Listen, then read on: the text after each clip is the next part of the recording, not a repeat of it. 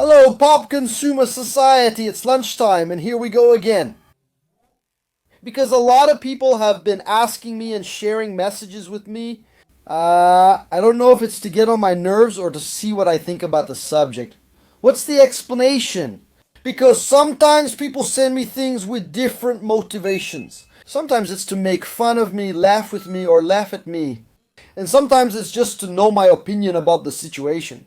And there's been a lot of talk about the recovery of Snyderverse after the so-called sale of Warner Brothers cover. We know that Warner Brothers cover is for sale.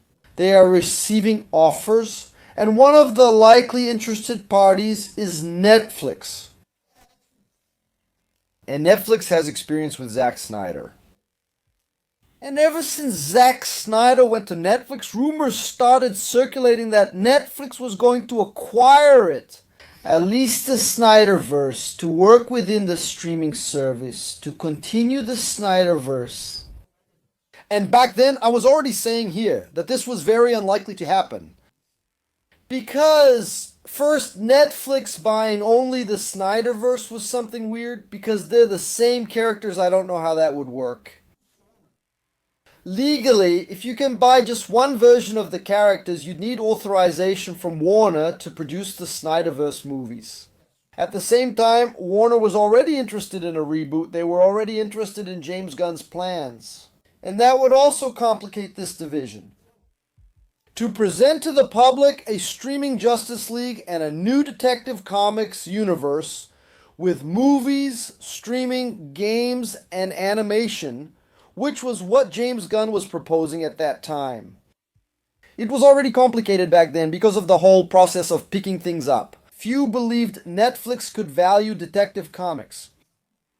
Buy Detective Comics, acquire its rights, and add it to Netflix to continue creating streaming content. No one believed that this was possible, and now with the sale of Warner Brothers, Discovery possibly a chance for Netflix. People started talking again about the idea of Netflix getting the rights to Justice League and bringing Snyder back. So the fans of the Snyderverse, who want to see the Snyderverse restored, who use the hashtag? They're hopeful that this could happen if everything else works out. Let's go. When Zack Snyder is hired by Netflix to develop two projects.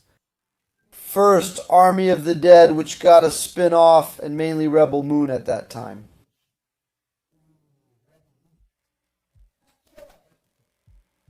If for reasons other than being restored in the Snyderverse, by chance, by luck, by coincidence. If Netflix got its hands on Warner's rights, man, Netflix bought Warner and at the same time hired Zack Snyder to make Rebel Moon. So back then, with those circumstances, who knows, maybe it would have been possible. Who knows? The thing is, Netflix's experience with Zack Snyder wasn't a positive one. Army of the Dead was well received, still riding the goodwill from Zack Snyder's Justice League. But then, Rebel Moon cost a fortune. The project was extremely expensive, and it was supposed to be a trilogy with spin-offs, a series, an anime, and a video game. And what happens when the first movie comes out and it's destroyed? Pila criticoi. It has a very low potential for clicks and watch time, even if it had a director's vision and then a director's cut already. They did that, right? They planned it with the director before the movie, which is usually how it goes, right? The movie comes out and then there's that whole situation there. The director's cut is better because the studio interfered, shortened the movie, and removed key parts. That's when it happens. It was like that with Beit Veste do Primero, it was like that with Justice League itself, but not with Ribalmu. They were hired to make two movies, so each part, 1, 2, and 3, would have two sections. And then, that's also why Zack Snyder shot and filmed what he wanted for as long as he wanted and spent a fortune on the first movie, which also had insanely expensive marketing. It was a huge investment that Netflix was making in Zack Snyder to try to capitalize on what we saw on social media with the cut. When Rebomu, the first movie, flopped, and the second movie was already ready, so it was worth releasing it. And the second movie already comes with much, much less marketing than the first one. There was no more optimism, no more hope, no more goodwill. With Zack Snyder, the second movie, Rebomu, is released on Netflix without much fanfare. It's worse than the first one. The director's cut is unwatchable with a long and unbearable tone. And then it was over for Zack Snyder.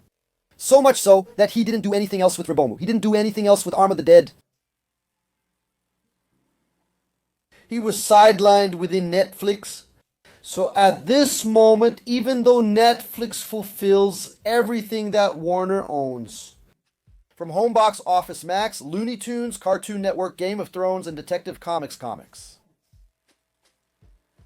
there is still, one, the risk of hiring Snyder to do anything, which I don't think they will.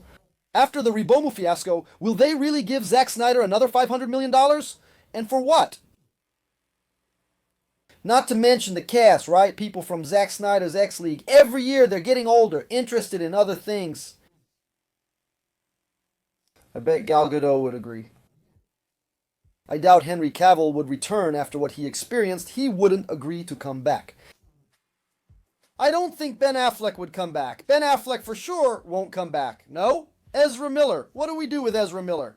Are they going to replace The Flash? Will Ray Fisher trust Cyborg again? It's complicated for me to get this group together again. To continue a project that's already many years old, it was filmed in 2016, right? Remember that Zack Snyder reshot some things, but they were inserts. It wasn't the whole movie. Zack Snyder's League of X was filmed in 2016 and 2017. So, it's a time that's going to be 10 years soon. And then I don't see it happening. An animation, something like that, 10 years later to celebrate the 10th anniversary. So, Netflix invests in an animation. Zack Snyder directed this, as he did Netflix's Twilight of the Gods, which also underperformed. Who knows? Maybe celebrating 10 years they'll try to restore some of the excitement, and maybe the Snyderverse thing will happen. I don't see any real possibility. First, regarding Netflix as a top buyer, if they acquire Warner Bros. Discovery, I doubt Netflix will use it well. I think there's a big risk of Warner Bros. And even cinema disappearing. And with these properties in their hands, I don't know what Netflix is going to do. I think they'll hire Snyder for another big project. I don't think he has that much clout anymore. That's my opinion, but what's yours? Write it down below. See you later. See you soon. Goodbye. And that was another episode of 4 Things. The channel posts at least 3 videos daily, Monday through Sunday. If you enjoyed them, here are more suggestions to watch. Don't forget to leave a like, a comment, subscribe if you haven't already, and turn on the notification bell for new updates. Thank you very much. See you next time.